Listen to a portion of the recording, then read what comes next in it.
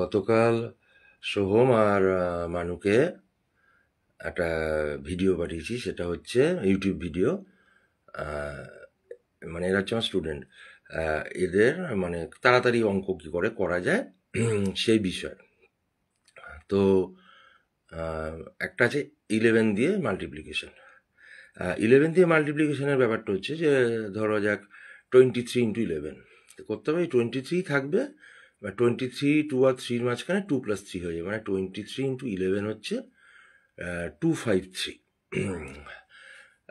43 × 11 হবে 4+3 7, তাহলে 473। যদি 10-এর বেশি হয়, ঠিক আছে, যদি ধরা যায় 28 × 11 আসে, তখন ওই 2 এর জায়গায় 2+1 হয়ে 3 হয়ে যাবে। তা 11 দ্বারা মাল্টিপ্লিকেশনের নিয়ম এটাই। আর একটা হচ্ছে যেটায় লাস্টে 5 থাকবে। 5-এ মানে 5 থাকবে, মানে টু ডিজিট হতে পারে, 3 ডিজিট হতে পারে, মানে 25 25, 45 45, 75 75।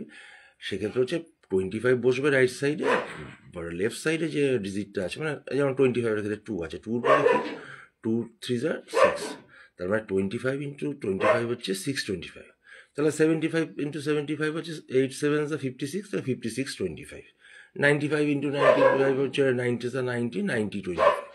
এবার ধরো 115 × 115, তাহলে 11-এর পরে হচ্ছে 12, 12 × 11 হচ্ছে 132, 132 25। বা 125 × 125, 12-এর পরে হচ্ছে 13, 13 × 12 হচ্ছে 156, 156 2। এইরকম অনেক কিছু আছে, সেখান থেকে বার্থডে বের করা যায়।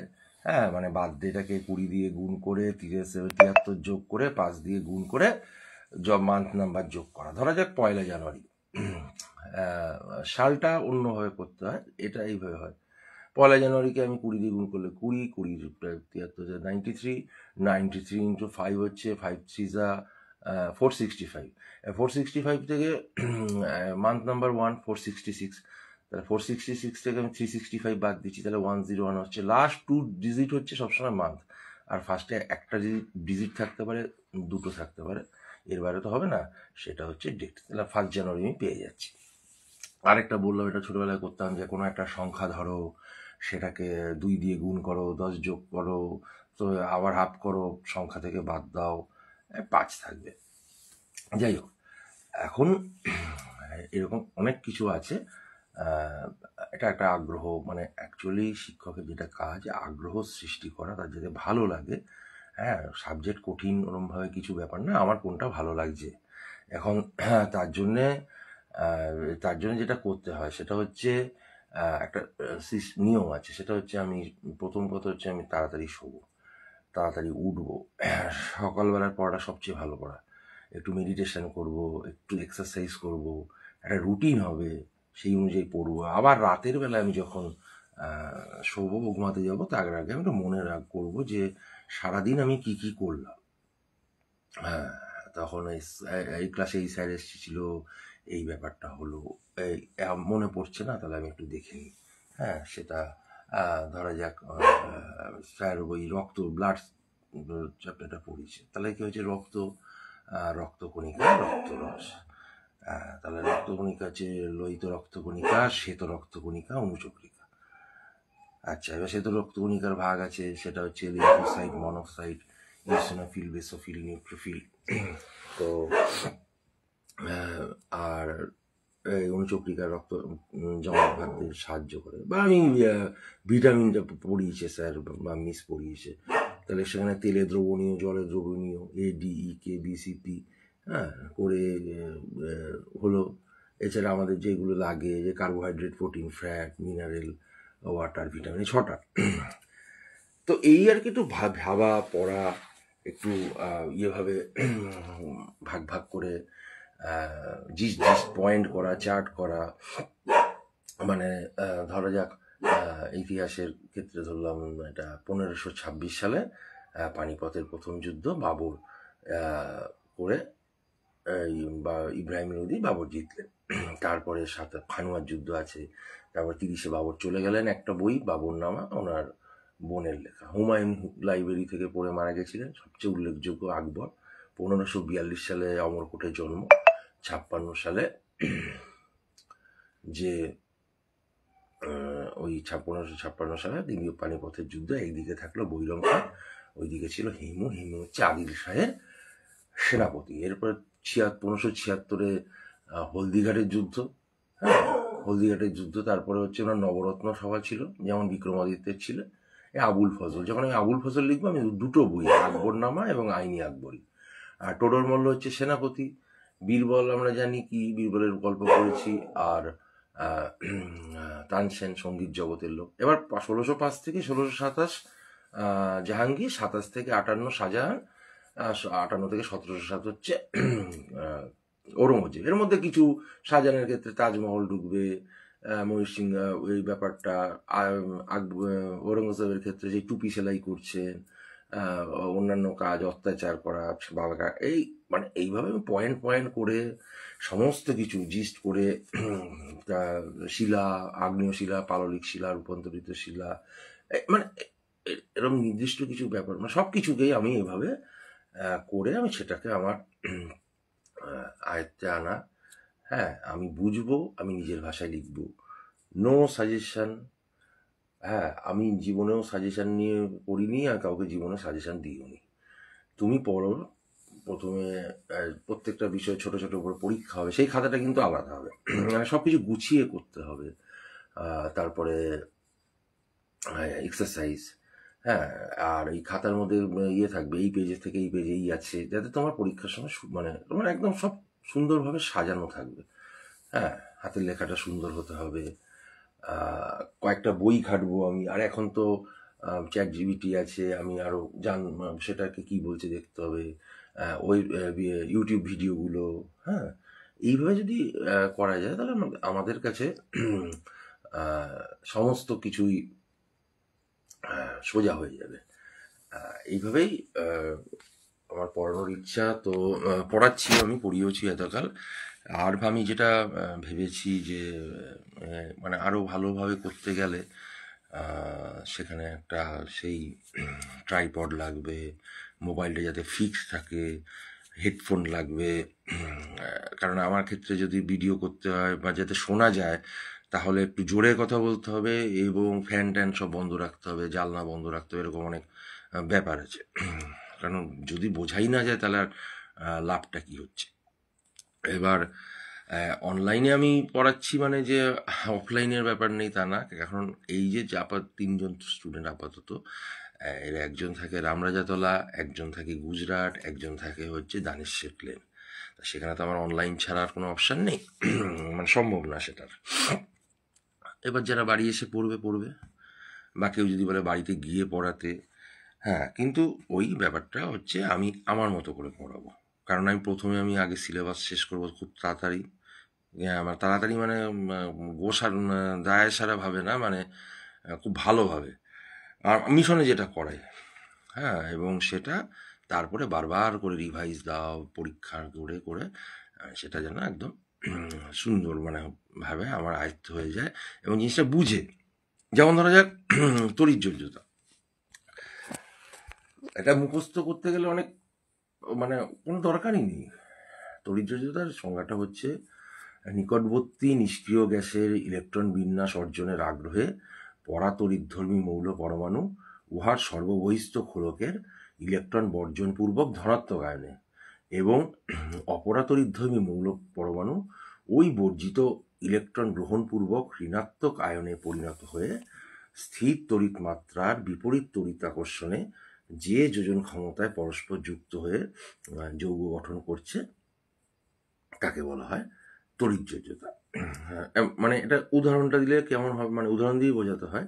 যেমন সোডিয়াম ক্লোরাইড, সোডিয়াম হচ্ছে 11, 2, 8, 1। সোডিয়ামের কাছে আছে কি নিয়ন, মানে যেটা নিষ্ক্রিয় গ্যাস আমরা জানি, যেটা আছে লাস্টে থাকে হচ্ছে হিলিয়াম, নিয়ন, আর্গন, ক্রিপ্টন, জেনন, রেডন। তা সোডিয়াম চাইবে ওই ইলেকট্রনটা ছেড়ে নিয়ন হতে, এবং ক্লোরিন চাইবে, ক্লোরিনের কাছে আছে আর্গন, ওই ইলেকট্রনটা গ্রহণ করে। তাহলে Na++Cl- উভমুখী চিহ্ন সোডিয়াম ক্লোরাইড।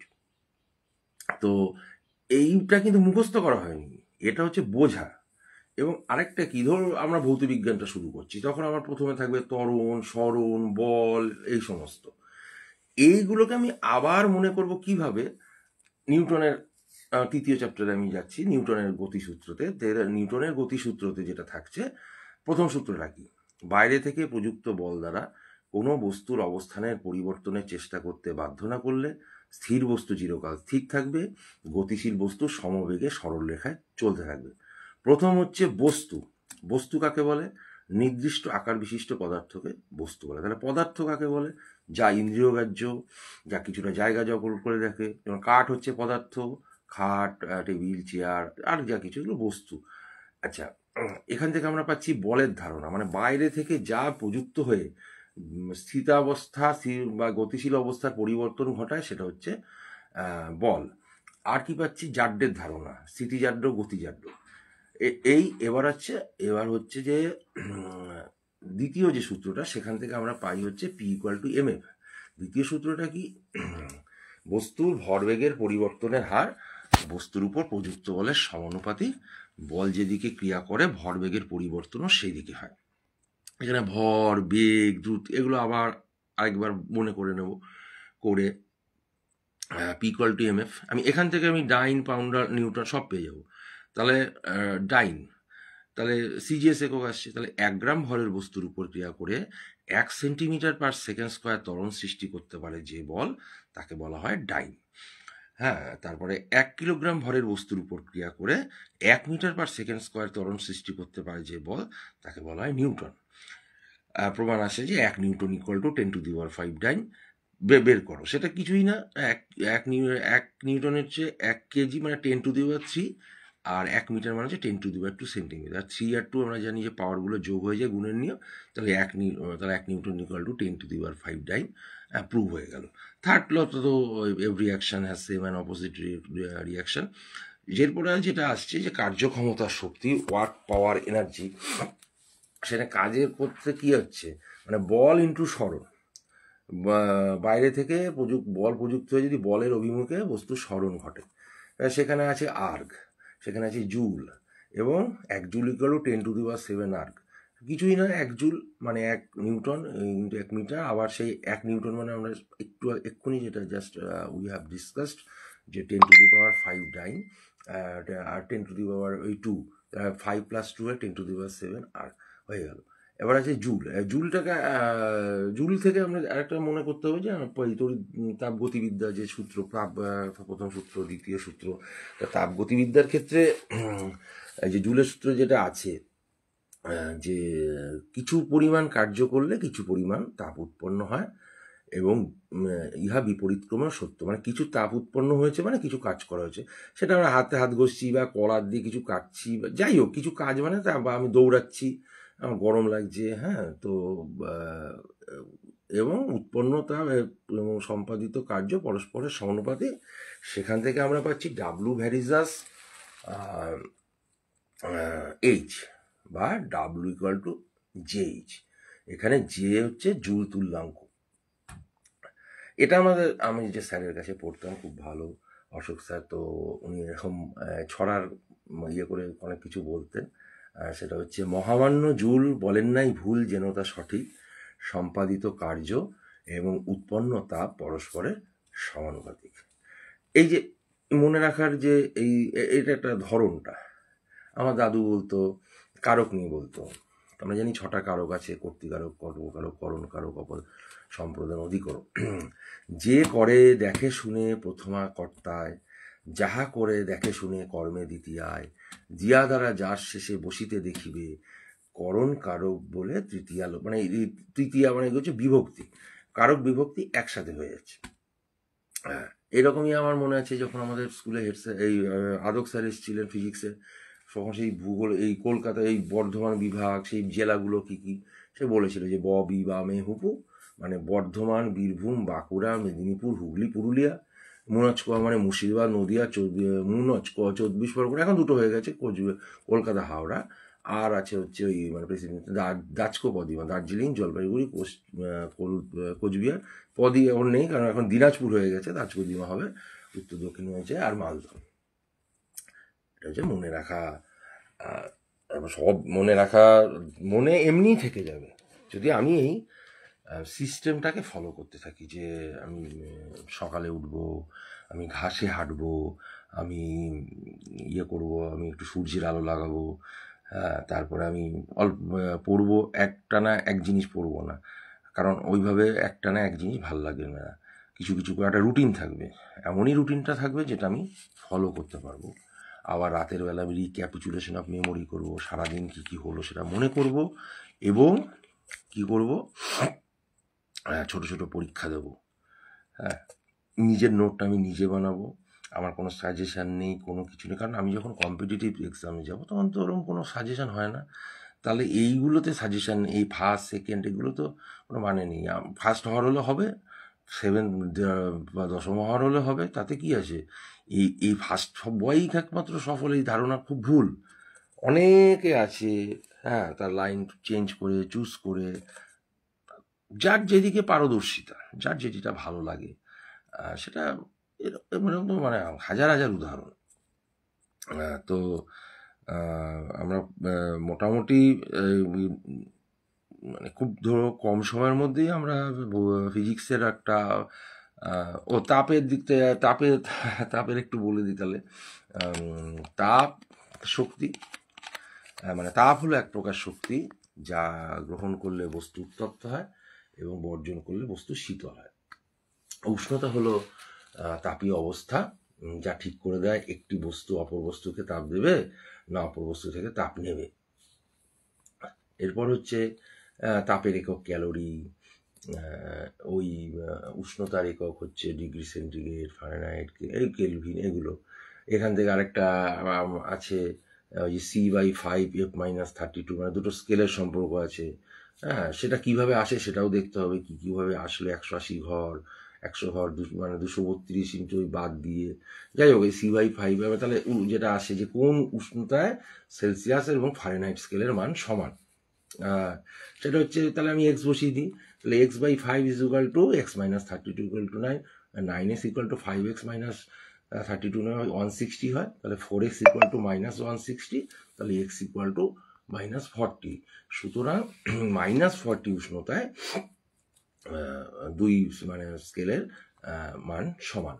আর কি আছে? আপেক্ষিক তাপ, একক ভরের উষ্ণতা 1 ডিগ্রি বৃদ্ধি করতে জলের আপেক্ষিক তাপ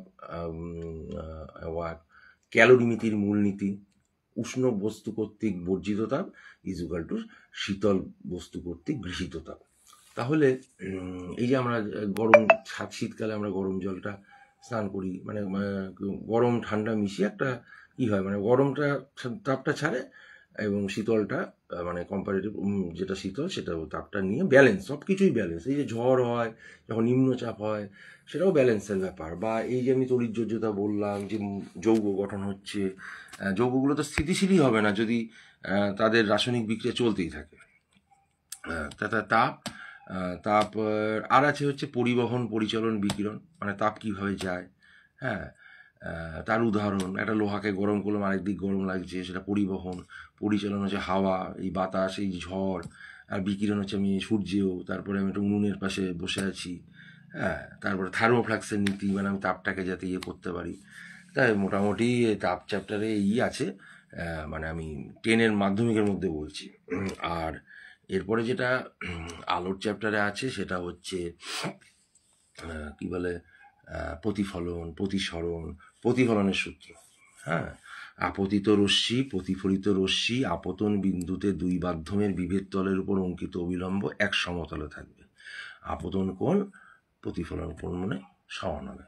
প্রতিসরণও এরকম আপতিত রশ্মি প্রতিসৃত রশ্মি করে আছে, এবং ওই দুইয়ের হয়ে মিউ হয়, হ্যাঁ, দুটোর অনুপাত আর কি। তারপরে লেন্স আছে, আমি লেন্সে আঁকবো কী করে, আমি জাস্ট স্কেলটা দিয়ে দুই করে সব নেব, মানে ফোকাস দূরত্ব এবং যেদিকে বস্তু থাকবে এদিকে প্রতিবিম্ব গঠন হবে। এই একটা যাবে হচ্ছে আলোক কেন্দ্র দিয়ে, আর একটা যাবে সোজা গিয়ে এরকম প্যারালালি নামবে। এই দুটো লাইন যেখানে টাচ করবে সেখান থেকে আমি সোজা টেনে দিয়ে আমি সেটা অশোধক, সধক, সমশিষ্যক, অবশিষ্যক আমি পেয়ে যাব সেই ইমেজটা কি হচ্ছে। তো ইয়ে হয়ে গেল মোটামুটি এই। আর সেদিন ইয়েকে পড়াচ্ছিলাম যে এই অ্যাটম, মানে এটা পড়াচ্ছিলাম হচ্ছে মানুকে। সেটা হচ্ছে যে নিউক্লিয়াসে আছে প্রোটন আর নিউট্রন, ঘুরছে ইলেকট্রন, যে কটা প্রোটন সে কটাই নিউট্রন, অ্যাটমিসিটি বলা হয়। হ্যাঁ, এটা অনেকটা সূর্য যেমন কেন্দ্র, তার চারপাশে গ্রহ ঘুরছে, সেরকম ইলেকট্রনগুলো এরকম হচ্ছে।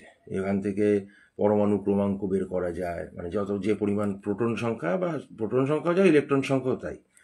যেমন 23-11 সোডিয়াম, তাহলে 11টা প্রোটন 11টা ইলেকট্রন, তাহলে 23 থেকে আর একটা হচ্ছে ভর সংখ্যা, 23 থেকে 11 বাদ দিল না 12, 23 হলো। তাহলে এটা হচ্ছে এই আর ছিল এটার প্রথম যে ধারণা যিনি দিয়েছিলেন তিনি আমাদের ভারতীয় বিজ্ঞানী। সবই মূলত ভারতেই হয়েছে, এমনকি নিউটনের যে সূত্র মানে ওটা মহাকর্ষ সূত্র, ওটা ব্রহ্মগুপ্তের বইতে আছে।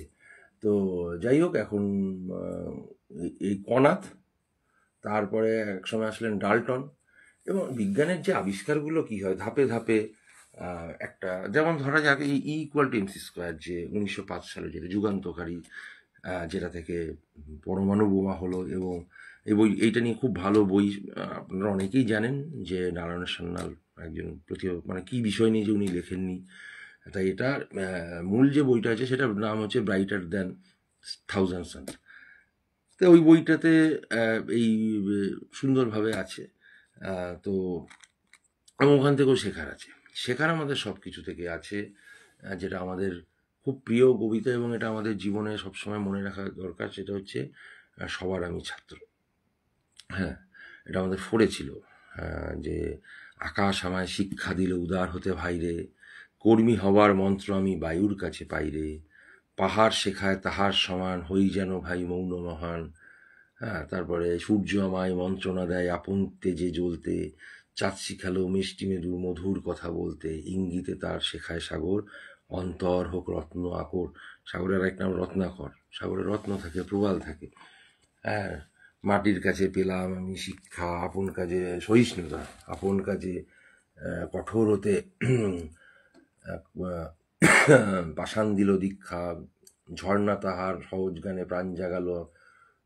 এই বিশ্বজোড়া পাঠশালা, কিছুটা একটু ভুল হয়ে যাচ্ছে, যাই হোক মানে মূল ব্যাপারটাই বিশ্বজোড়া পাঠশালা মোর সবার আমি ছাত্র, এই পৃথিবীর বিরাট খাতায় পাঠ্য যেসব পাতায় পাতায় শিখছি সেসব কৌতূহলে সন্দেহ নেই মাত্র। ঠাকুরের কথা যাবৎ বাঁচি তাবৎ শিখি, এবং সবার থেকে শেখার আছে, সব মুহূর্ত থেকে শেখার আছে। অবধূত যেমন 24 ওই গুরুর থেকে শিখেছিলেন। হ্যাঁ, এবার বিভিন্ন ঘটনা, যেমন আমার মনে পড়ছে বিশ্বরূপ মহারাজের 98 সালের কথা বলছি, তখন ডায়ালগ সিস্টেম উনি করছেন, বললো একটা দেব শিশুর ছবি খুঁজছি। উনি করতে চাচ্ছেন যে সেই যে ঠাকুরের দর্শনটা, যে দেব শিশু বলছে যে আমি যাচ্ছি তুমিও এসো, মানে ওই ঋষি হচ্ছেন স্বামীজি। তারপর অনেকক্ষণ ধরে করে টোরে বললেন যে পেলাম না, দেব শিশু পেলাম না। তার লাভটা কি হলো এতক্ষণ ধরে? বলে আমি কত কিছু শিখলাম, এই কোনটা করলে অসুবিধা হবে আর কোনটা করলে এইভাবে করলে সুবিধা হবে, সমস্ত কিছু উনি জানতেন। হ্যাঁ, সব। এবং আরেকজন মানুষের কথা বলি, আমার মেন্টর দেবজিৎ দা, অসাধারণ গান লেখেন, অসাধারণ গান মানে পরিবেশন করেন, সুরকার। মানে একটা গান তো আছে যে জীবন পথের প্রতীক, মানে হয়তো একটা গান আছে, খুব সুন্দর গানটা, ভিক্টর ব্যানার্জি আছে সিনেমাটায়। যাই হোক, তো উনিও একজন এরকম মানুষ, যে সেলফ সাফিসিয়েন্ট, নিজে নিজে শিখেছে। হ্যাঁ, কেউ শেখায়নি। শিখে তো আমরা তো মানে শিক্ষক শিখাতে পারে না, শিক্ষক গাইডেন্স একটা তার যেটা ঠিক মনে হয় দিতে একটু এগিয়ে দিল। হ্যাঁ, রবার্তো কার্লোসকে ফ্রি কিকটা মারতে হবে। হ্যাঁ, যে ফ্রি কিকটা বিশ্বমানে যেরকম বাক্যে গোলে ঢুকে গেল, হ্যাঁ, সেটা কীভাবে মানে ইমপ্লেন্ট মানে প্রয়োগ করছে কে, এটাই হচ্ছে ব্যাপার। তো আমি 3টে ভিডিও বানিয়েছিলাম। আমি জানতাম না যে ভিডিও বড় হলে আপলোড করা যায় না। তারপরে আমি ChatGPTকে করে ইনশর্ট করে, তাতেও হলো না। মানে এখন আমি জানি লাইভ থাকবে না, আর এমনি কেউ শোনেও না। যাই হোক, শোনাটা আমার ব্যাপার না, কারো শুনলে কারো ক্ষতি হয় না, জানতে পারবো অনেক কিছুই, যেটা তাদের বা তাদের সন্তানদের বা তাদের সন্তানদের বন্ধু মানে কাজে লাগবে, যে কিভাবে পড়াশোনা করতে হয়, কিভাবে ধ্যান করতে হয়। হ্যাঁ, যে আমি একটা মানে আগে মনটাকে আমি ছেড়ে দেব, আমি দেখতে চাই যে মন কি ভাবছে, এবং তারপরে আমি কি করব, যে মন এটা ভাববে না, মন ভাববে এই ইমেজটা, এইটা। এই যে স্বামীজি বলছেন কি, স্বামীজি বলছেন যে প্রথমে মানুষ শেখে ক, তারপরে কাক, তারপর কাকা, তারপরে একটা লাইন সে একবারে পড়তে পারে। বলছেন যদি সেই রকম কনসেন্ট্রেশন হয়, সে একটা পাতা একবারে পড়তে পারে, যেটা স্বামীজি খুব দ্রুত পড়তেন এবং সমস্ত তার মাথায় থাকতো। এই ঘটনা অনেকবার ঘটেছে। হ্যাঁ, তা এইটার জন্যে ওই যে সেই অর্জুন তুমি কি দেখছো, আমি পাখির চোখ দেখছি। তা আমার পাখির চোখটা কি সেটা আগে বুঝে নিতে হবে। বুঝে নিতে হবে যে আমি, মানে যেটা বেসিক আমাদের দুটো প্রশ্ন, এখানে আমি একটু স্পিরিচুয়ালিটির দিকে যাচ্ছি, যে আমি কে, আমি কি শরীর, আমি কি মন, এই যে মানে যে মন আমার প্রতিটা কোষে থাকে। তাহলে আমি, যেটা বলা হয় যে আমরা হচ্ছে আত্মা, সেটা শরীর নামক খাঁচা দিয়ে ঘেরা, কিন্তু সেটা তো ফিল করতে হবে। আর আমি কি করতে এসেছি, হ্যাঁ, এই যে আমি কি করতে এসেছি সেটা আমি এখন মানে ধরুন কয়েকদিন হলো বুঝতে পারছি যে আমি অনেক ধরনের কাজ করলেও এই যে পড়ানোটা, এটা আমার পক্ষে ঠিক আছে, কারণ এটাতে আমি একটা তৃপ্তি পাচ্ছি। সেখানে কে পড়ছে বা কতজন পড়লো, এটা আমার মনে হয় না কখনোই বড় ব্যাপার হওয়া উচিত। হওয়া উচিত যে আমি যেন আমার বেস্টটা তাকে দিতে পারি, এবং সেই নলেজটা যেন তার সারা জীবন কাজে লাগে। যে পড়াশোনাটা, যখন আমি চাকরির পরীক্ষা দেব, তখন এই 5, 6, 7, 8, 9, 10-এর জিনিসই থাকবে। কারণ তখন ওই পাটিগণিত এবং ওই জিকে পোর্শনটা হবে ইতিহাস, ভূগোল, এই জীবন বিজ্ঞান, ভৌত বিজ্ঞান। তখন কিন্তু কোনো সাজেশান কোনো কাজ করবে না, যদি কেউ ডেপথে না পড়ে সে কখনো কমপ্লিট করতে পারবে না। তা আমি ছোটবেলা থেকেই যদি আমি এই অভ্যাসটা গড়ে তুলি, যে আমি সব কিছু খুঁটিয়ে খুঁটিয়ে পড়বো, বুঝে পড়বো, জেনে পড়বো, নিজের নোট নিজে তৈরি করব। হ্যাঁ, স্যারকে দেখাবো। আমার মনে আছে আমি সিপাহী বিদ্রোহের ফলাফল লিখলাম, তখন আমাদের 6টা 9 নম্বরের প্রশ্ন আসতো, একটা 12 নম্বরে, 3টে 5 নম্বরে, 9টা 1 নম্বরের আসতো। 8 পাতা হয়েছিল, অসীম স্যারকে দেখালাম, স্যার বলবো তুই তো কমপ্লিট করতে পারবি না, তুই এটা 3 পাতায় নামা। তাই এই যে কোড়া করে স্যারদের দেখানো, আলোচনা করা, এখন তো মানে কোনো অসুবিধাই নেই। আমাদের সময় অনেক কিছু, তখন তো ইন্টারনেট ছিল না। হ্যাঁ, এখন তো অনেক সুবিধা আছে, যে জিনিসটা আমি বুঝতে পারছি না আরও ভালোভাবে বুঝি। বা এই যে ধরো যে গুগল যা দিচ্ছে বা চ্যাট জিপিটি যেটা দিচ্ছে সেটাই যে ঠিক, তার কিন্তু মানে নেই। কারণ এটা হচ্ছে ওদের কাছে একটা তথ্য দেওয়া আছে, সেই তথ্য অনুযায়ী কথা বলছে। তুমি যখনই এটা কাউন্টার করবে, এটা আমি অনেকবারই করি, যে আহ, ব্যাপারটা এটা না, এইটা তুমি আরও ডিটেলসে যাও। কারণ এটা তো ওরা নিজেদেরকে তৈরি করছে। তা এখনকার যে সুবিধাগুলো, সেগুলোকে কাজে লাগাতে হবে। কালকে একটা, আমাদের পাড়ার একটা ছেলের কাছে গেছিলাম, খুব ভালো ছেলে। আমি বললাম কিরে তুই, সেই আমিও সেই ভুল করলাম, তুই কি ডাক্তার হবি? হ্যাঁ, বলেন না না না, আমি ইয়ে হব, বায়োমেডিক্যাল ইঞ্জিনিয়ারিং। আমি যে কেন হঠাৎ করে বায়ো, দেখুন একটা 11-এর ছেলে এসব বলছে, মানে আমাদের সময় এসব ভাবারই মানে ছিল না। অনেক এগিয়ে যাচ্ছে এবং খুব ভালো হচ্ছে ব্যাপারটা। আমার এক বন্ধুর মেয়ে, সে বেনারস হিন্দু ইউনিভার্সিটিতে ভর্তি হয়েছে, মিউজিওলজি এই সমস্ত বিষয় নিয়ে সে রিসার্চ করবে। কত ভালো বিষয়টা, হ্যাঁ, কত কিছু সে জানবে, সেখান থেকে সে বই লিখতে পারে, সেখান থেকে আমরা মানে সমৃদ্ধ হব। তা ও বলছে আমি কি শিখবো জানো, আমি শিখবো হচ্ছে রোবোটিক্স, আমি শিখবো কোডিং, আমি শিখবো আর্টিফিশিয়াল ইন্টেলিজেন্স, এইগুলো আমি শিখবো। আমার হায়ার সেকেন্ডারির পরে এইগুলো আমি শিখবো। আর আমি এই লাইনটাই যেতে চাই, আমি একটা ডাক্তার, মানে কত। আর আমার নিজের মনে পড়ছিল, আমি সাইতে চান্স পেয়েছিলাম স্পোর্টস অথরিটি অফ ইন্ডিয়া, তখন 9-এ পড়ি। আমার খুব ইচ্ছা ছিল একজন ফুটবলার, আমি ফুটবল ভীষণ ভালোবাসি, কিন্তু আমি হতে পারিনি। এবং তারপরে দেখুন বিভিন্ন জায়গায় বিভিন্ন ধরনের কাজ, কখনোই মেনটেনেন্স, কখনো ট্রাক্টর বিক্রি, কখনো টাওয়ার ইরেকশান, সিভিল ওয়ার্কের সুপারভাইজার, তারপরে ট্রাকের বিজনেস, এরকম বিভিন্ন ধরনের। তার মানে কি, যে আমি নিজেকে বুঝতে পারিনি। এটা খুব প্রথমেই বুঝতে হবে যে আমি কি, এবং মানে আমার কি, কোন লাইনটা আমার নিতে হবে, এবং যেটাই নিই আমি সেই যেন কাজটা যেন আমি খুব যত্ন সহকারে করি, খুব ভালোভাবে করি। হ্যাঁ, যেটা বলছেন, যেটা স্বামীজি বলছেন, ওয়ার্ক ইজ ওরশিপ। মিশনের মহারাজদের কাজ যারা সামনে থেকে দেখেছেন, হ্যাঁ, অনেকেই অনেক নিন্দা করেন, আমার খুব খারাপ লাগে, কারণ আমি 6 বছর তার সেখানে ভলেন্টিয়ার ছিলাম, আমি সেখানকার 3 বছর ছাত্র ছিলাম। হ্যাঁ, আমার সেখানে রিলেশন 96 থেকে আজকে 2025। প্রতিটা কাজ তাদের নিখুঁত, প্রতিটা কাজ তাদের দ্রুত, এবং বেশিরভাগই তারা ব্রিলিয়ান্ট স্টুডেন্ট, বেশিরভাগই ব্রিলিয়ান্ট স্টুডেন্ট, এবং খুবই সামান্য খাওয়া দাওয়া। বিশুর মস্তে একবেলা খেতেন, তাহলে তাদের চেহারা এরকম মানে গ্লো, কারণটা কি? তারা ওরা কি ক্রিম মাখে?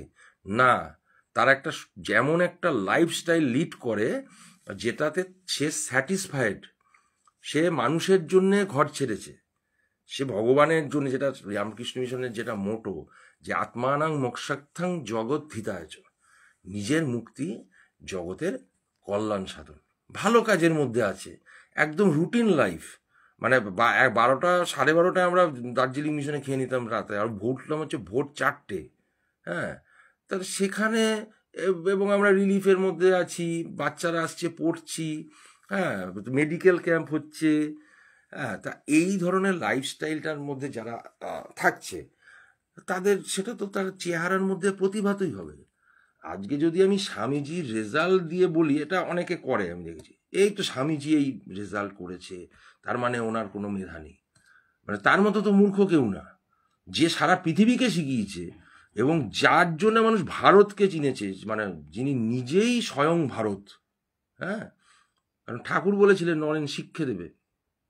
হ্যাঁ, তাকে বিচার করতে গেলে তার মানে ন্যূনতম কিছু থাকা দরকার, তাহলে বুঝতে পারবে যে আমরা কথায় কথায় মনীষীদের অপমান করি, স্বামীজি, বিদ্যাসাগর, রবীন্দ্রনাথ। হ্যাঁ, রবীন্দ্রনাথ মানেই হচ্ছে তার বৌদির সাথে সম্পর্ক।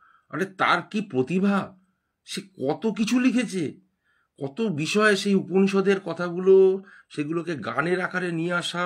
তাহলে রবীন্দ্রসঙ্গীত এত মানুষের ভালোবাসা পেল কি করে? তাহলে নজরুল ইসলাম এত প্রতিভাবান, 250-র কাছাকাছি শ্যামা সঙ্গীত লিখেছেন, কি করেননি উনি? কোথা থেকে উনি কি ফার্স্ট বয় ছিল? উনি ফার্স্ট বয় ছিল, মানে উনি ব্রিলিয়ান্ট ছিল। এরা ভালোবেসেছে যে কাজটা আমি যাই করি, আমি যদি ঝাঁটও দিই, কোনো কাজ ছোট না। শারদা মা সারা দিন কাজ করতেন, বলেছিলেন ঝাঁটাটাকেও যত্ন করে রাখতে হয়। হ্যাঁ, কোনো কাজ ছোট না, আমি যাই করি, আমি যে প্রফেশনেই যাই, আমি লাইফস্টাইল শেখাতে চেয়েছিলাম। এখন আমি তো কোনো হনু না যে আমি শেখাতে চাইবো আর কেউ শিখবে।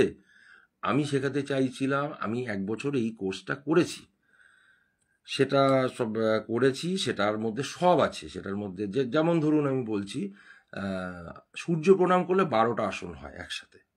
হ্যাঁ, 3টে প্রাণায়াম অবশ্যই করতে হবে রোজ।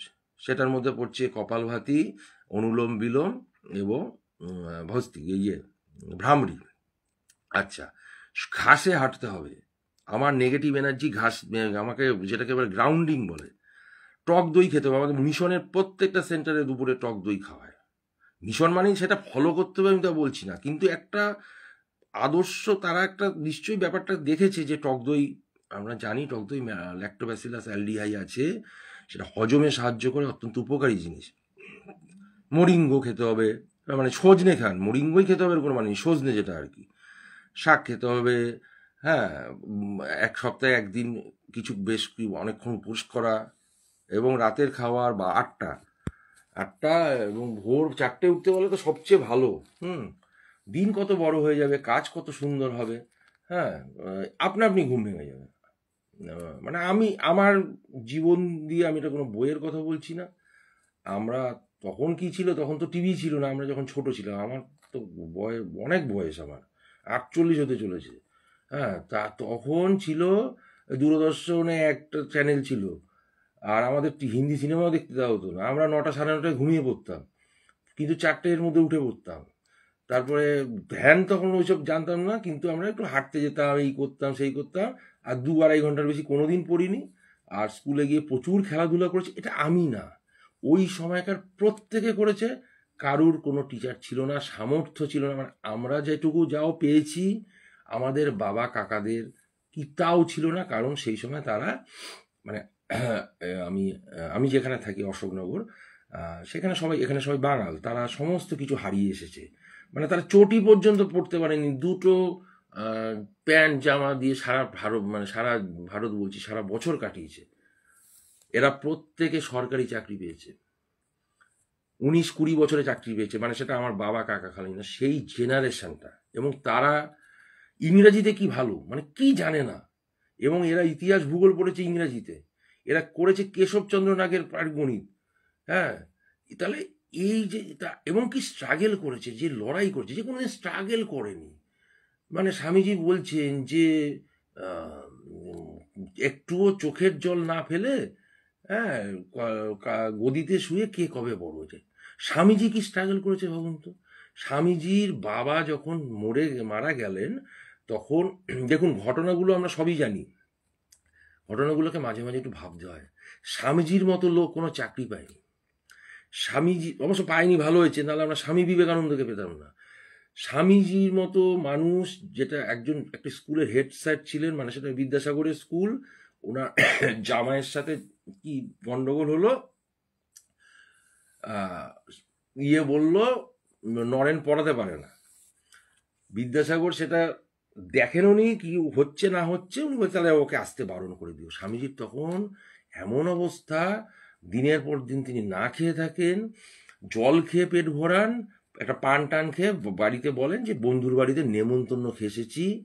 এবং আপনারা জানেন তারপরের যে ঘটনাটা, মানে উনি যখন ঠাকুরকে বলছেন এই ঘটনা ঘটছে তার জীবনে, তখন বলছেন যে তুই মাকে মানিস না, এবং তুই মাকে গিয়ে বল।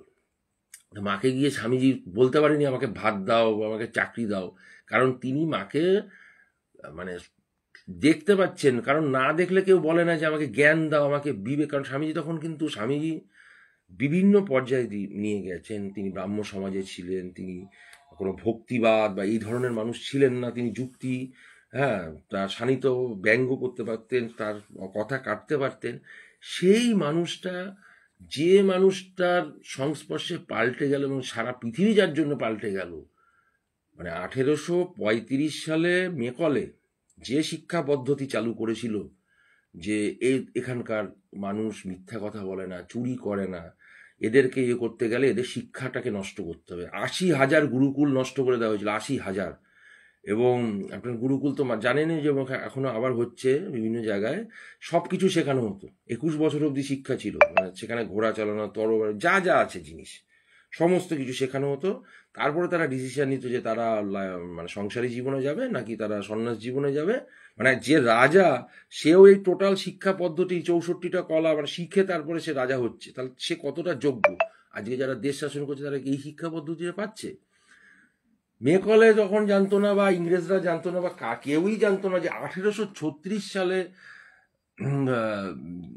এক মানুষ জন্ম নেবেন কামারপুকুরে, যিনি সারা পৃথিবীটাকে পাল্টে দেবেন। তার মানে পৃথিবীটাকে পাল্টে দেবেন মানে কি, তার ভাবধারা পাল্টে দেবেন। তিনি যাদের পেয়েছিলেন কলকাতায় তখন, কেশবচন্দ্র সেন, মানে যাকে রানী চিনতেন, হ্যাঁ, তারপরে গিরিশ ঘোষের প্রখ্যাত নাট্যকার, স্বামী বিবেকানন্দ, মানে ওই আর তখন স্বামী ব্রহ্মানন্দ, যারা ছিলেন সব ব্রাহ্ম সমাজে ছিলেন, তারা এসছেন। এবং তারা এসে, আমি কথা বলছি, তারা প্লিজ, তারা এসছেন, তারা এসে একটা মানুষ দেখুন 12 বছর সাধনা করেছেন ঠাকুর, দেখানোর জন্য। এবং প্রত্যেকটাতে 3 দিনে মোটামুটি সফল, ঠিক আছে। তো যে নিজের রিয়ালাইজেশন থেকে কথা বলছে, মানে যিনি বলছেন আমার চাল কলা বাঁধা বিদ্যায় দরকার নেই, যিনি বলছেন টাকা মাটি, মাটি টাকা, মানে উনি টাকা ছুঁতে পেতেন না। স্বামীজি পরীক্ষা করে দেখেন, স্বামীজি কিন্তু সব কিছু পরীক্ষা করে দেখতেন। এমনকি ঠাকুরের মৃত্যুর 2 দিন আগে বলছেন যে এখন যদি বলতে পারো তুমি ভগবান, তাহলে আমি মানব। মানে এত দিন বাদেও ঠাকুর বলছেন কি, যে রাম, যে কৃষ্ণ, তিনি এবার শ্রীরামকৃষ্ণ, তবে বেদান্তের দিক থেকে না। বেদান্তর দিকে বেদান্ত অবতারবাদ মানে না। এখন আমাদের তো অনেকগুলো দর্শন আছে, হ্যাঁ, দর্শন আছে। এছাড়া আমাদের দশাবতার স্তোত্র আছে, যে প্রলয়ে পয়াদি জলে ধৃত বানসী বেদম, মানে বিভিন্ন, যেটা মানে গীতার কথা, যে যদা যদা হি ধর্মশ্চ গ্লানির্ভবতি ভারত অভ্যুত্থান, এটা পুরোটা জানেন সবাই। তো তারা আসেন স্বাধীনতার সময়। ভাবুন তো কত মানুষ এসেছেন, মানে যখন স্বাধীনতার সময় বলছি, পরাধীন সময়, কী সব বিজ্ঞানী এসেছেন। হ্যাঁ, প্রত্যেকে মানে নমস্য মানুষ, কারণ তখন দেশ ছিল সংকটে। আপনি ভাবুন তো, একটা সময় হেমন্ত মুখোপাধ্যায় গান গাইছেন, মান্না দে গান গাইছেন, কিশোর কুমার গান গাইছেন, সন্ধ্যা মুখোপাধ্যায় গান গাইছেন, লতা মঙ্গেশকর গান গাইছেন, আশা, মানে ভাবা যায় এখন সেই ব্যাপারটা কোথায়। মানে এখন সেই ব্যাপার, সেই সময়, প্রথম কথা হচ্ছে সেই মানে শিক্ষা, মানে স্বামীজি বলছেন সারা ভারত ঘুরে আমি দেখলাম আমাদের ভারতের সমস্যার মূল কারণ হচ্ছে শিক্ষার অভাব। এই শিক্ষা নিজের পায়ে দাঁড়া করাতে শেখেনি, যে আমি নিজে কিছু করব। স্বামীজি চাইতেন মানুষ বিজনেস করুক। কত মানুষ বলেছে তোরা ফুলিয়ার গামছা আমেরিকায় গিয়ে বিক্রি করতে পারবি, কাউকে বলছে জুতো ইয়ে করতে পারবি। কিছু করা, নিজে কিছু করা, তাতে কি হয়, আত্মবিশ্বাস আসে। বাঙালি আগে ব্যবসা করতো, বাঙালি কোনোদিন চাকরি করেনি। বাঙালি চাঁদ সদাগর আরও অনেক আছে, মশলা মসলিন এরকম বিভিন্ন জিনিস। এই 1835 সালে আরেকটা কাজও ছিল, তাঁতিদের আঙুল কেটে দেওয়া হয়েছিল যাতে তারা মসলিন না বানাতে পারে এবং ম্যানচেস্টারের কাপড় চালানো যায়। তা আমরা এরকম বিভিন্ন পর্যায়ক্রমের মধ্যে দিয়ে গেছি, বিভিন্ন সময় এসেছে একটা, এখন একটা, আমি বলছি মানে আপনাকে মানতে হবে না, এটা আমার বিশ্বাস। কারণ এতটা সংকট যখন, দেখুন পশ্চিমবঙ্গের অবস্থা, আজকে 10 বছর কোনো সরকারি চাকরির পরীক্ষা হয় না। একটা মানুষের মানে কাজের একটা যোগ্য কাজের মানে নেই। বেশিরভাগ মানুষ হয় টোটো চালাচ্ছে, নয় একটা ছোট রেস্টুরেন্ট খুলেছে। যারা রেস্টুরেন্ট খুলেছে তাদের আবার পৌরসভায় দিন প্রতি 50 থেকে 100 টাকা দিতে হয়। কারা সুখে আছে, মানে যারা সব এই ব্যাপারগুলোকে পরিচালনা করছে, এবং তাদের মানে সেই নেতারা, এবং মানে এরা কি সেই নেতা, মানে নেতাজি, দেশবন্ধু, চিত্তরঞ্জন দাস, মাস্টারদা, এই ধরনের, মানে এরা, মানে মাস্টারদার আঙ্গুলের নখ উপড়ে ফেলা হয়েছিল। যতীন দাস 64 দিন অনশন, মানে এগুলো সব আপনারা জানা। আমি বলছি জাস্ট আজকে স্বাধীনতা দিবস, এই 15ই আগস্ট আসবে, দেখবেন কি হবে। বাইক জোরে চালাবে, গাড়ি জোরে চালাবে, ফুটবল খেলবে, ফুটবল টুর্নামেন্ট হবে, নেশা মদ হবে, এই হবে সেই হবে, অনেক কিছু হবে। তাদের কথা কি ভাবা হবে যে মানে গান চালানো হবে মুক্তিরও মন্দিরও সোপানো তলে? হ্যাঁ, এটা যার লেখা, মানে তার পাড়ার লোক জানতো না যেটা তার লেখা। ঠিক আছে, বহু মানুষ আত্মত্যাগ করেছেন এই আমাদের দেশের জন্য। আমরা কিছু করতে পারিনি। আমরা আমরা একটা আমরা একটা স্কুলে পড়েছি, সরকারি স্কুলে পড়েছি, বা সরকার অধ্যুষিত। আমাদের ক টাকা লেগেছে, কিন্তু এই স্যারদের মাইনে দিতে সরকারের টাকা লেগেছে। সেগুলো কাদের টাকা? সাধারণ মানুষের টাকা। স্বামীজি বলছেন যারা গরিব মানুষের পয়সায়, মানে এই ধরনের কথাটা হয়তো একটা দুটো শব্দ ভুল হবে, শিক্ষিত হয়ে তাদের কথা একবারও ভাবার সময় পর্যন্ত পায় না, তাদের আমি বিশ্বাসঘাতক মনে করি। আজকে আমি ডিপ্লোমা ইঞ্জিনিয়ারিং পড়েছি মাসে 24 টাকা দিয়ে, এখন হয়তো 50 টাকা 100 টাকা হয়েছে। প্রাইভেটে বলুন তো কত টাকা। আজকে সব মানে আমাদের পিছনে কত মানুষের শ্রম আছে। হ্যাঁ, আমার মনে হয়, কারণ দেখুন আমি অনেক এরকম মানুষ দেখেছি, যেহেতু আমি রিলিফগুলোতে যেতাম, মানে এই মানে যেতাম, মানে আমি 2000 সাল থেকে গেছি। ঠিক আছে, প্রচণ্ড বন্যা হয়েছিল, এবং তারপরে অনেকবার ঝড় বন্যা, একটা চিড়ের প্যাকেটের জন্য ছুটে আসছে মানুষ, খেতে পাচ্ছে না কয়েকদিন। কেন এটা হবে? এটা দিনের পর দিন কেন হবে? কেন নদী সংস্কার হবে না? কেন বাঁধ নির্মাণ হবে না? এটা এখনো সেম আছে, এবং এই সব সত্ত্বেও তারা ভোট পাচ্ছে, এবং যে পার্টি ভোট পাক একই চরিত্র, সেম। সাধারণ মানুষের সবচেয়ে দুরবস্থা চলছে এখন, এত সংকট। আমার ধারণা মানে একটা মানে স্কুলে টিচার অনশন করছে সবাই, ডিএ নেই, শিক্ষকের মর্যাদা নেই। আইটিআই আমি ইন্টারভিউ দিচ্ছি, বলছি 7,000 টাকার বেশি দেওয়া হবে না। আমি বলছি যে আমি 10 বছর আগে 7,200 টাকা পেয়েছি। বলছে করলে করেন, নালে ফুটে যান। এটা হচ্ছে ভাষা, ঠিক আছে? কাজ নেই, কাজের বিজনেস নেই। কোথায় বিজনেস আছে? আমার ট্রাক ছিল, ওভারলোডে চালাতে হতো, আন্ডারলোডে চালালে লস, ওভারলোডে চালালে পুলিশ ধরবে, ভেহিকলস ধরবে, টায়ার উড়ে যাবে। কোথায় আছে ব্যবসা? এরপর বালি দেবেন, বলবে 1 মাস বাদে পেমেন্ট দেবো, ইয়েতে বাকি রাখতে হবে, পেট্রোল পাম্পে বাকি রাখতে হবে। আপনাকেই বাকি রেখে, কাস্টমারের উপর বাকি রেখে সেই টাকা করে দিচ্ছে মিডিলম্যান। যে চাষি চাষ করছে ফসল, সেই চাষি দাম পাচ্ছে মিডিলম্যান। তা এটা তো ধরুন আজকে আমার শেষ বয়স প্রায় 48 বছর বয়স, আমি সারা জীবনেই একই দেখে আসলাম। এটার কোনো পরিবর্তন হয়েছে? এটা কোনো মানে কেউ সুখী আছে? মেনে নিচ্ছে। ভিখারি বানানো হচ্ছে যে তুমি অমুক ভান্ডার নাও, তমুক ভান্ডার নাও, আর আমাকে ভোটটা দাও, ব্যাস। আপনি কি ভাবছেন এই যারা আছে ক্ষমতায়, তারা যদি চলে যায়, একদিন তো যাবেই, একদিন এরা যাবে না, একদিন এই গণতন্ত্রই থাকবে না। ভবিষ্যমালিকা বইটায় যেটা আছে, এখানে রাজতন্ত্র চালু হবে। যাই হোক, তা চরিত্র বদলাবে না। আমি বাম আমল দেখেছি। আমি মানে কেজি স্কুলে পড়তাম, এখানে রক্তরবি স্কুল আছে, নাম ভালো স্কুল। আমি ক্লাস 3-তে প্যারাগ্রাফ লিখতাম। আমি বয়েজ সেকেন্ডারিতে গেলাম, ক্লাস 5-এ ইংরাজি নেই, ক্লাস 6-এ ABCD। তারপরে হচ্ছে ওই লার্নিং ইংলিশ বইটা কিভাবে চা বানাবে,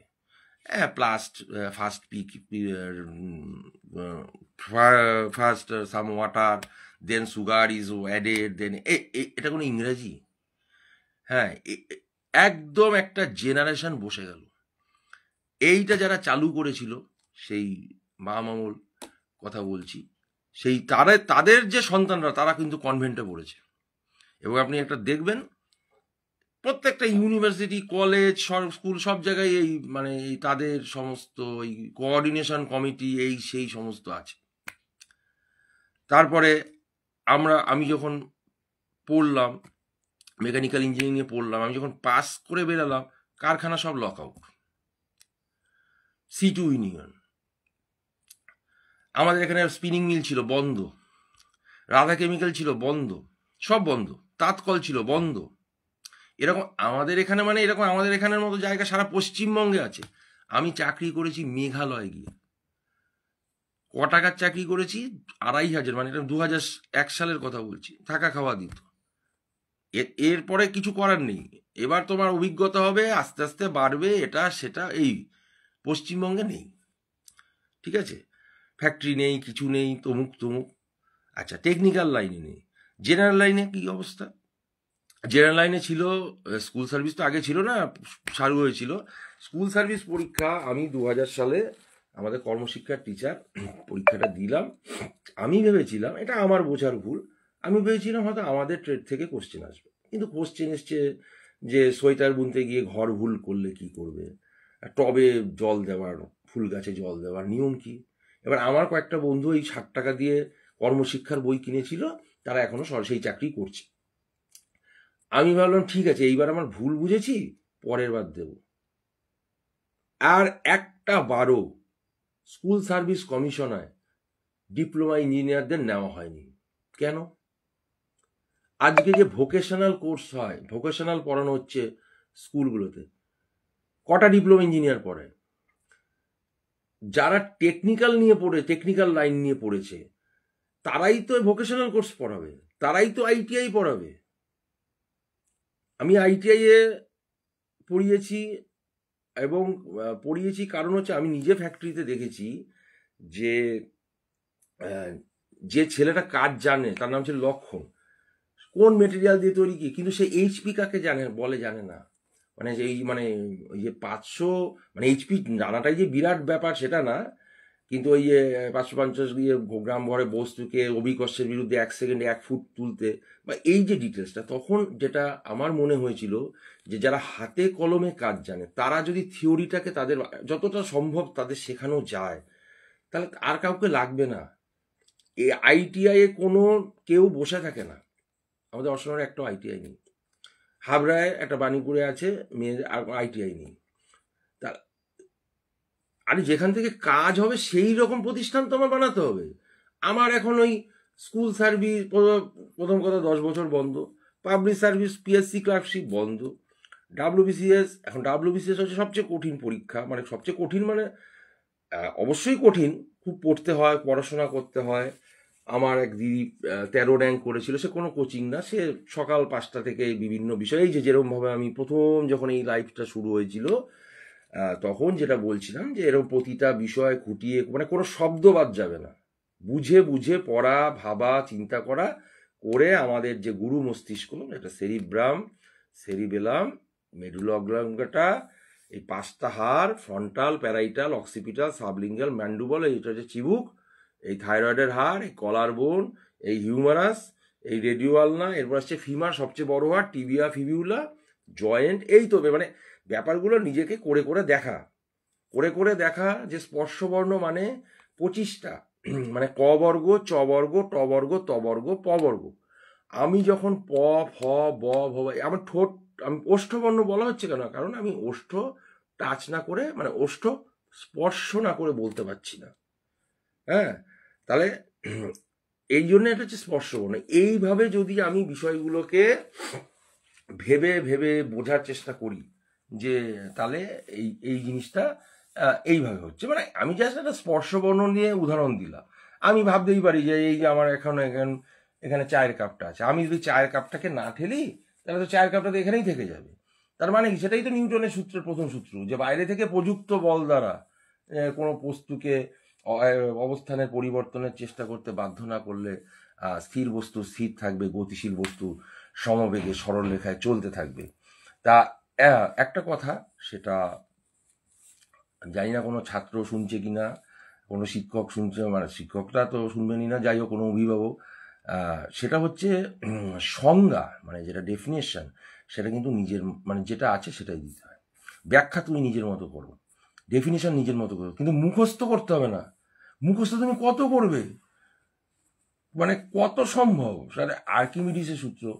হ্যাঁ, যে কোনো বস্তুকে স্থির তরল বা গ্যাসে আংশিক বা সম্পূর্ণ নিমজ্জিত করলে বস্তুর ওজনের আপাত হ্রাস হয়, এবং এই হ্রাস বস্তু নিমজ্জিত অবস্থায় যে আয়তনের তরল অপসারণ করে তার ওজনের সমান হয়।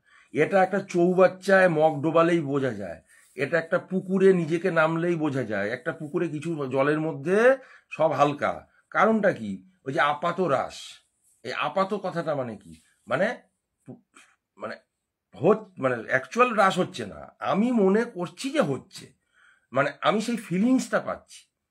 আমি দেখছি যে ভিজে জামা কাপড় পরলে, বৃষ্টিতে, এখন তো আর খেলাধুলা হয় না, আমরা খুব বৃষ্টিতে ফুটবল খেলতাম, তো ঠান্ডা লাগে, কেন লাগে, আমরা পড়েছি এগুলো, অবস্থার পরিবর্তনে পড়েছি যে এর জন্য কারণ হচ্ছে লিন তাপ, যেটা ল্যাটেন্ট হিট আর কি, যেটা কি হচ্ছে, জলটা বাষ্পীভূত হতে চাচ্ছে, এবং বাষ্পীভূত হতে কত লাগে, 540 ক্যালোরি বা 537, আর ঘনীভূত হতে ওই 80 ক্যালোরি। তা বাষ্পীভবনের যে প্রয়োজনীয় যে লিন তাপটা, সেটা আমার দেহ থেকে নিচ্ছে, যাতে তাতে কি হচ্ছে, আমার ঠান্ডা লাগছে, তা থেকেই আমার জ্বর হচ্ছে, ঠিক আছে। মানে এই কারণেই হয়, বা এই কারণে কুজোর জল ঠান্ডা, এখন তো খাওয়াই হয় না কেউ, আমাদের সময় কুজো, জ্বালা এইসবই ছিল, কুজোর জল ঠান্ডা হয়, ঠিক আছে, বিচুলি, হ্যাঁ, মানে ঘর ঠান্ডা হয়, মাটি।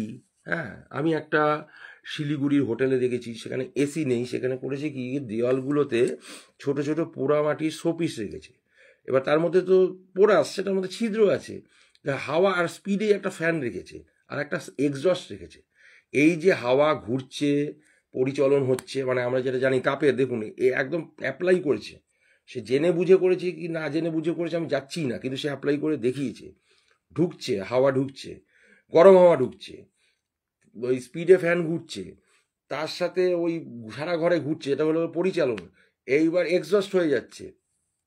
এই সিস্টেমটা যখনই আমি কন্টিনিউয়াস চলতে থাকছে, কারণ বায়ু কোনো জায়গায় ফাঁকা থাকে না, সে তার জায়গা ভরাট করবে, আমি একটা সবসময় একটা ঠান্ডা, এবং আরেকটা যেটা ভাইটাল ইম্পর্টেন্ট, সেটা হচ্ছে ক্রস ভেন্টিলেশন।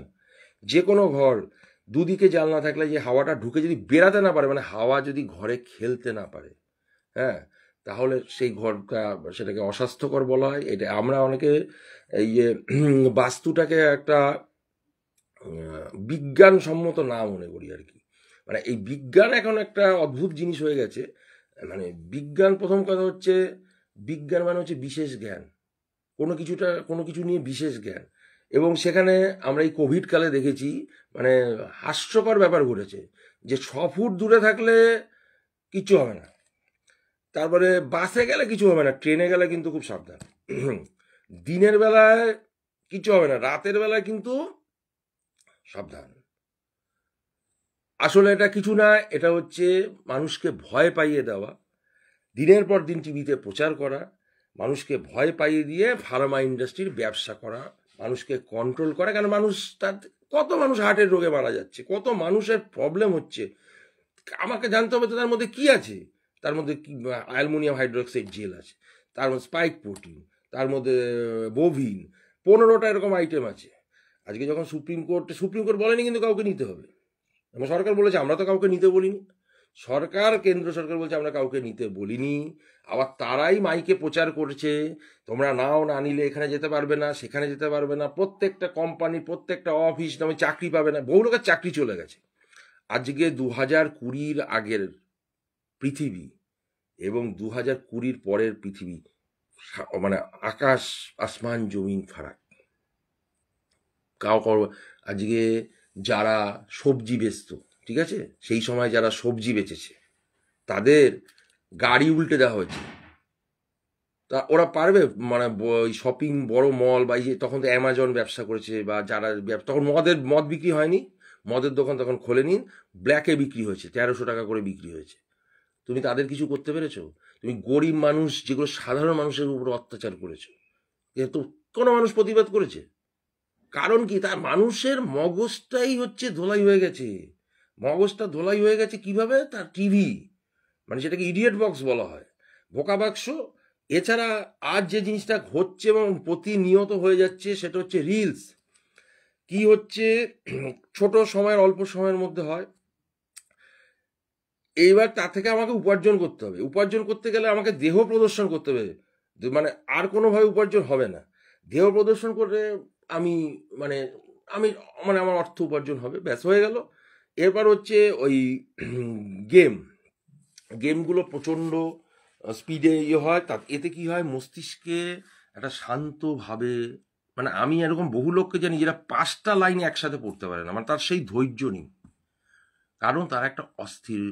আমি একটা ছেলেকে দেখেছি, ওই মলয় বলে একটা ছেলে আছে, মানে 2 মিনিটে প্রায় 20টা গান শুনলো, প্রত্যেকটা গানের 1 লাইন করে শুনছে। আপনি ভালো করে লক্ষ্য করবেন, এই লোকগুলোকে আপনি সব জায়গায় পাবেন। মাঠে খেলা হয় না, 5টা বন্ধু পাশে বসে থাকে, দেখবেন সবাই মোবাইলে তাকিয়ে আছে। জুয়া খেলা হয়, লুডো থেকে শুরু করে, এই থেকে শুরু করে জুয়া খেলা হয়। সিনেমা স্টাররা বিজ্ঞাপন দেয়, কোনোদিন কোনো সিনেমা স্টার, ক্রিকেটার, এরা কোনোদিন জুয়া, অনলাইন জুয়া এই সময়ের বিজ্ঞাপন দিত না। 2020 সালের আগে, 2020 সালের আগে মোবাইল নিয়ে কলেজে পড়াশোনার সময়, মানে স্কুলে, এগুলো মোবাইল স্কুলে অ্যালাউ ছিল না।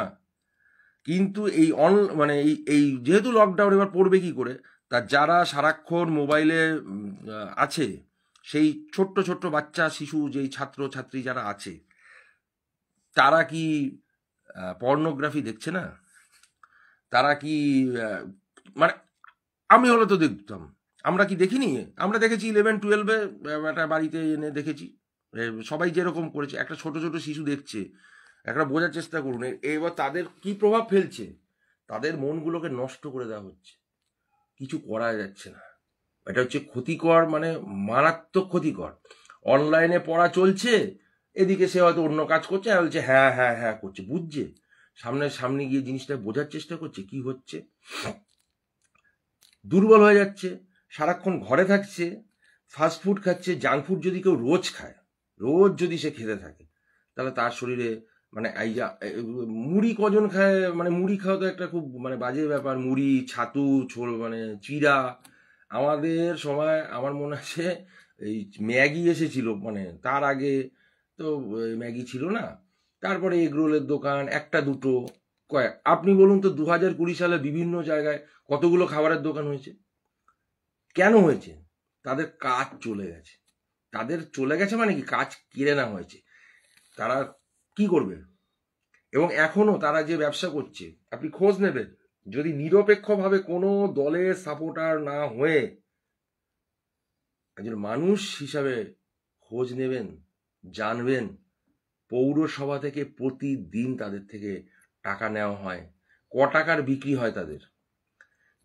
যে দোকানদার ওই ঘরগুলো বানিয়েছে তাকে পার ডে 400-500 টাকা বিক্রি হয়। আপনি বলুন একটা ছোট মফস্বলে কত টাকার বিক্রি হলে 400-500 টাকা করে দেওয়া যায়?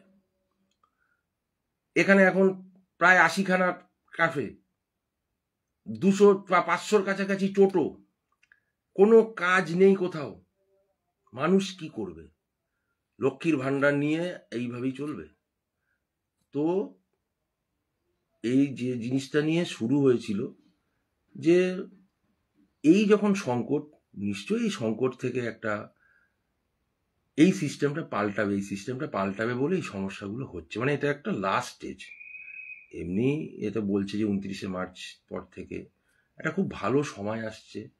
এখন অনেক সুবিধা, একটা পড়াশোনা করার, অনেক কিছু ভালোভাবে জানার, অনেক কিছু গভীরভাবে করে একটা কিছু না কিছু হবে। হ্যাঁ, কারণ আমি নিজেই, যেটা আমি বলছিলাম যে ধরুন আমার নিজের ক্ষেত্রে, যে আমি সাইতে চান্স পেয়েও আমি ফুটবলার ক্যারিয়ার করতে পারিনি, কিন্তু এখন তা হবে না। এখন কিন্তু ছোট ছোট বাচ্চারা যে যেদিকে যেতে চায়, কেউ নাচে যাক, কেউ গানে যাক, কেউ আঁকায় যাবে, বা কেউ হয়তো বিজনেস করবে, যাই করুক, সবাইকে ডাক্তার, সবাইকে ইঞ্জিনিয়ার বা এরকম কিছু হতে হবে না। মানে আমার যার জন্যে আজকাল এই পার্থর এই কথাটা এত ভালো লেগেছে, হ্যাঁ, আমি ওকে বললাম, কিরে তুই ডাক্তার হবি তো? বলছে, না না, আমার বায়োমেডিক্যাল ইঞ্জিনিয়ার হওয়ার লক্ষ্য। আমি যাতে অপারেশনগুলো আরো সুন্দরভাবে হয়, যন্ত্রপাতিগুলো আমি শিখতে চাই কোডিং, আমি শিখতে চাই আর্টিফিশিয়াল ইন্টেলিজেন্স, আমি শিখতে চাই রোবোটিক্স, আমি শিখতে চাই সোলার ইলেকট্রিসিটি। তার মানে কি, একটা ক্লাস 11-এর ছেলে তার কতটা দূরদৃষ্টি সম্পন্ন, এবং ভবিষ্যৎ মানে যে 4টে সাবজেক্টের উপর কাজ দাঁড়িয়ে আছে, এইগুলোই দাঁড়িয়ে আছে। কারণ প্রথম কথা, পরীক্ষা হয় না, স্কুল সার্ভিস বন্ধ, পিএসসি বন্ধ, তো ইতিহাস ভূগোল এগুলো, আর এবং প্রথম কথা হচ্ছে ইতিহাস, এগুলো প্রচণ্ড মানে ইনফিল্ট্রেট, সঠিক ইতিহাস আমরা আস্তে আস্তে বেরাচ্ছে। যে ওই ওই ওই আর্যরা এসেছিল, আর্য যে আসলে একটা সংস্কৃতি, এরকম বহু জিনিস আছে এরকম, মানে আমাদের মানে মিথ্যা শেখানো হয়েছে, ভালো করে শেখানো হয়নি। কত রাজরা কত কিছু করেছেন, তাদের তাদের কাজের কোথায় আছে সেই ইতিহাসে? হ্যাঁ, আজকে দক্ষিণ ভারতের ইতিহাস, সেগুলো কি আমরা বইতে পাই? বা এই যে ধরুন পড়াশোনা, এই যে এই প্রশ্ন করবি তো হয়ে যাবে, এটা পড়াশোনার কোনোদিন সিস্টেম না। আমি সাজেশন জীবনেও করিনি, বা আবার আমি না, এখানে এখানে আমাদের সময় এই ব্যাপারটা ছিল না। আর আজকে যদি কেউ সাজেশন করে পড়ে, সে মানে ডাব্লিউবিসিএস তো হয়, আইএস তো হয়, ইউপিএসসির পরীক্ষা তো আছে, সে কি সেখানে সাজেশন হবে? সেখানে ডিটেলসে পড়তে হবে, খুব ভালোভাবে পড়ে পড়ে পড়ে ছোট ছোট অল্প অল্প করে পড়ে লিখে বুঝে, হ্যাঁ, পয়েন্ট করে চার্ট করে এইভাবে পড়লে তবে সে পরীক্ষা দিতে পারবে, নাহলে সে ভয় পাবে, সে ভাববে একটা বিরাট হাতি ঘোড়া ব্যাপার না। মাধ্যমিকের জিনিস আসে, মাধ্যমিকে কিন্তু সেই যেহেতু বেসটা দুর্বল থাকছে, তা এখন কি হয়, একটা বয়সের পরে তো অসুবিধা হয় আবার নতুন করে সব পড়ার। কিন্তু যদি প্রথম থেকে যারা পড়াশোনা করছে, তারা যদি বইটা ধরে পড়ে, কোনো সাজেশন না, কিছু না, বই ধরে ধরে পড়ে প্রশ্ন সলভ করা, ছোট ছোট পরীক্ষা দেওয়া, ভালো করে বোঝা, হ্যাঁ, যেটা আগে ছিল, এখনো নিশ্চয়ই আছে, কিন্তু এটাকে আরো ভালোভাবে করতে পারলে এটা তাদের পক্ষেই মঙ্গল। এবং অবশ্যই এটা যে আমার সবাইকে, এই যে বাবা মায়েদের আগে যে কনসেপ্টটা ছিল, সেটা এখনকার বাবা মায়েদের আমার নেই এটা, মানে থাকলেও অনেকই কমে গেছে, যে সবাইকে হয় ডাক্তার হতে হবে, নয় ইঞ্জিনিয়ার, নয় একটা বড় কিছু একটা মানে কর্পোরেটের এরকম এই টাইপের, মানে কয়েকটার মধ্যে। এটা হচ্ছে তাদের ইচ্ছার, মানে সে হতে পারেনি, সেই জন্য সেটা সে সন্তানের উপর চাপিয়ে দিয়ে তাকে আঁকার স্কুল, গানের স্কুল, নাচের স্কুল। কেন? তার যা ইচ্ছে সে সেটা শিখবে, সে ভালোভাবে শিখবে। এবং আমি যেটা বলছিলাম, আমার একটা বন্ধুর মেয়ে, সে ওই মিউজিওলজি নিয়ে পড়ছে বেনারস হিন্দু ইউনিভার্সিটি থেকে। তার বাবা মা প্রথম থেকেই তাকে সাপোর্ট করেছে, তোমার যেটা ইচ্ছা তুমি সেটা পড়ো। এই যে লোকে বলে আর্টস নিয়ে পড়লে কেন কেন হবে না, কত আর্টস নিয়ে পড়ে মানে মানুষ কাজ করছেন। হ্যাঁ, কম মানে তারা প্রফেসর, কেউ মানে অনেক বড় ডাক্তার, না ডাক্তার তো সায়েন্স নিয়ে পড়েছে, যাই হোক। তো ওইভাবে কি হলে কি হবে এটা কেউ বলতে পারে না। যার যেটা ভালো লাগছে সেটা নিয়েই পড়ুক, বা ফুটবল শিখুক, ক্রিকেট শিখুক। আজকে খেলাধুলা থেকে আমার বন্ধু, আমার নিজের বন্ধু ছোট, ওই আমরা সাইতে দুজন চান্স পেয়েছিলাম, আমি করি না, ও পেয়ে মোহনবাগান খেলে এখন রেলে চাকরি করে। এখন ফুটবলের মান অনেক কমে গেছে, ফুটবল যদি কেউ ভালো খেলে সে অবশ্যই কাজ পাবে, অ্যাথলেটিক্সে যদি কেউ ভালো হয় সে অবশ্যই কাজ পাবে। এখন অনেক অনেক কিছু আছে, বহু ধরনের কোর্স আছে, বহু ধরনের, মানে অনেক ওপেনিং খুলে গেছে। সেইটাই করুক না, যেটা মানুষ ভালো লাগছে সেটাকে ভালো যত্ন সহকারে করুক। আমি নিজে যত্ন করতে পারিনি, কিন্তু চেষ্টা করি, মানে মোটামুটি যতটা সম্ভব ভালোভাবে করার। আরও অনেক কিছু শেখার বাকি আছে, সেটা যতটা সম্ভব চেষ্টা করব।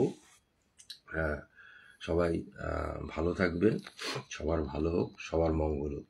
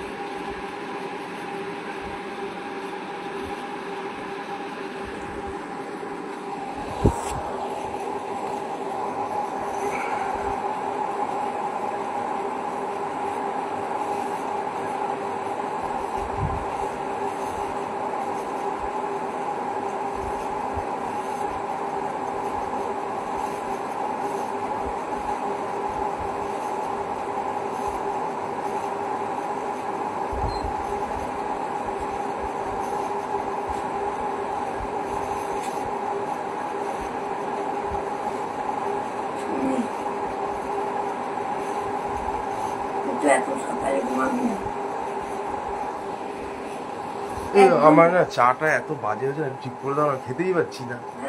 চাটা নতুন করে বানিয়ে দেয়, একদম খাওয়া যাচ্ছে না, এত বাজে। না সে আমি ঘুমিয়ে নেব, আমি তো ঘুমিয়েছি, আমি তো বিভিন্ন সময় ঘুমাই।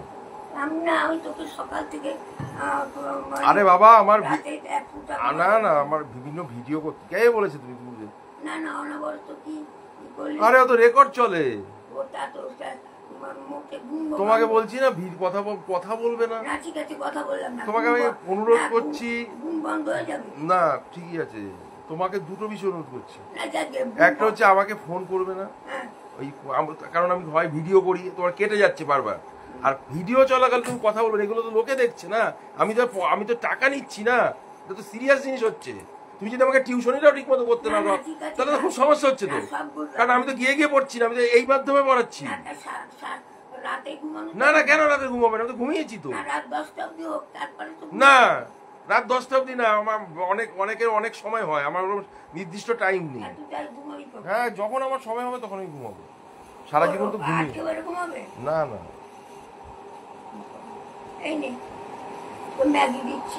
সে ম্যাগি দেবে, চাটা বানিয়ে দাও ঠিক করে।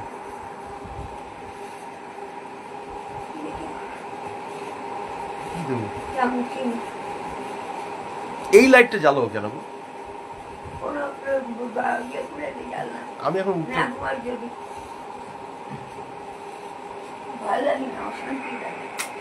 মানুষ যত ক্লাস নেই, প্রফেসর প্রিন্সিপাল লাইটটা বন্ধ করো না, ক্লাস নাই, তারাও ঘুমায়, সবাই ঘুমায়, সবাই মানুষ। এটা অনলাইনে পড়ানো। সুস্থতায় দেখি যে সকাল থেকেও তো ঘুমাতে দেখলাম, সকালবেলাটা ঘুমানোর সকালবেলাটা ঘুমানোর সময় না, লোকে রাত 10টা অবধি করতে পারে, তারপর তো ঘুমাবে। বললাম না তোমরা আগের লোক, এখনকার জিনিস বুঝবে না, ভালো লাগে না। আরে তুই তো বুঝিস না, মানে এই এত কথা বলা, যে এই যে না ঘুমানো, এটাই যে অসুখ, এটাই যে অসুখ। তোমরা তো সব ডাক্তার। হ্যাঁ তোমরা এত মূর্খ না, মানে আমি এত মূর্খর মতো তো মূর্খ দেখিনি। তুমি যে শিবদাস রায়কে ফোন করেছো, শিবদাস রায় বলেছে যে ও অসুস্থ হয়ে গেছে, হ্যাঁ তুমি শিবদাস রায়কে ফোন করে জানিয়েছো এই করতে, তোমাকে কে বলেছে শিবদাস রায়কে ফোন করতে? না তুমি কেন আমার বিষয়ে জানিয়েছো নাকি?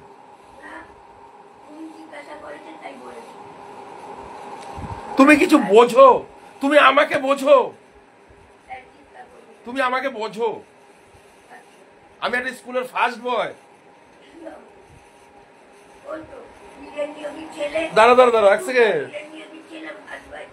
কি হয়েছে? না কোনো বললো জানি প্রচুর টিউশনি করে কোনো সর্বনাশ হয়নি।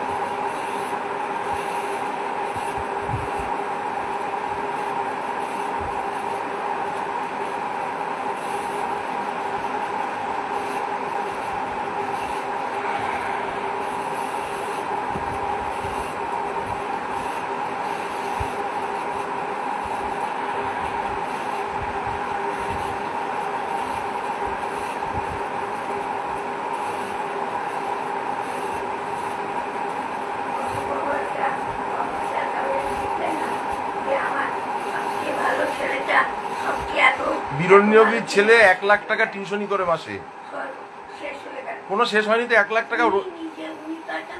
হ্যাঁ উনি মিথ্যেই বলছেন, উনি তখন কি ছিল দরকার নেই, এখন সে মাসে 1 লাখ টাকা ইনকাম করে এবং তাকে সবাই সম্মান করে, বাইরে থেকে লোক তাকে দেখতে আসে, তার স্টুডেন্টরা বড় বড় যায়। তুমি কি বলছো তুমি? হ্যাঁ সবাই মিথ্যে বলেছে, যাও গিয়ে দেখে আসো এখন অবস্থা কোথায় আছে দেখে আসো।